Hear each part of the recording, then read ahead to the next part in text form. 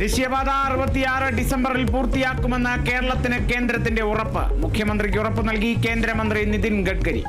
കുരിയാട് ദേശീയപാത തകർന്നതിൽ തുടർ നടപടി ഉണ്ടാകുമെന്നും മന്ത്രി. ദേശീയപാത സ്ഥലമേറ്റെടുപ്പിനുള്ള തുക കടമെടുപ്പ് പരിധിയിൽ നിന്നൊഴിവാക്കണമെന്നാവശ്യപ്പെട്ട് കേരളം.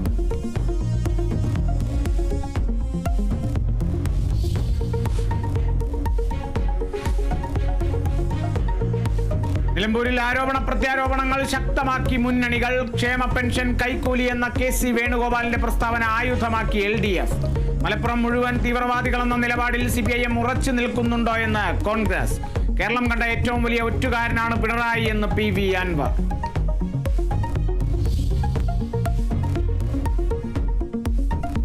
സെമി ഹൈസ്പീഡ് റെയിൽ യാഥാർത്ഥ്യമാകുമെന്ന് മെട്രോമാൻ. സമർപ്പിച്ചത് ഉചിതമായ പദ്ധതി. തന്റെ ബദൽ പദ്ധതി മുന്നോട്ട് വെച്ചതിന് സർക്കാരിന് നന്ദി. ജനങ്ങൾക്ക് ബുദ്ധിമുട്ടുണ്ടാക്കാത്ത വിധം പദ്ധതി പ്രായോഗികമെന്നും E. ശ്രീധരൻ.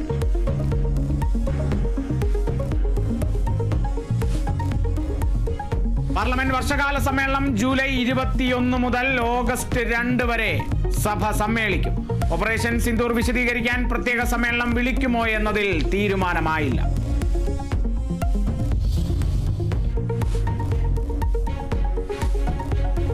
ജഡ്ജിമാർ സർക്കാർ നിയമനങ്ങൾ സ്വീകരിക്കുന്നതിനെതിരെ ചീഫ് ജസ്റ്റിസ് BR ഗവായ്. വിരമിച്ച ഉടൻ തിരഞ്ഞെടുപ്പുകളിൽ മത്സരിക്കുന്നത് ശരിയല്ല. ജുഡീഷ്യറിയിലുള്ള ജനങ്ങളുടെ വിശ്വാസം തകർക്കുന്ന രീതിയെന്നും ചീഫ് ജസ്റ്റിസ്.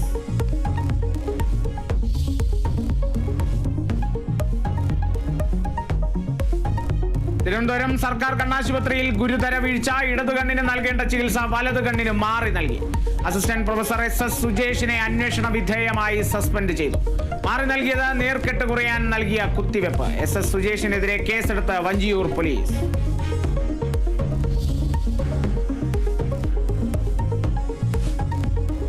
പാകിസ്ഥാന് വേണ്ടി ചാരപ്പണി നടത്തിയ യൂട്യൂബർ അറസ്റ്റിലായത് പഞ്ചാബ് രൂപ്നഗർ സ്വദേശി ജപ്സൂർ സിംഗ്. ജാൻ മഹൽ എന്ന പേരിൽ യൂട്യൂബ് ചാനൽ നടത്തുന്ന ഇയാൾക്ക് പാക് ഹൈക്കമ്മീഷനിലെ ഉദ്യോഗസ്ഥരുമായി അടുത്ത ബന്ധമെന്നും റിപ്പോർട്ട്.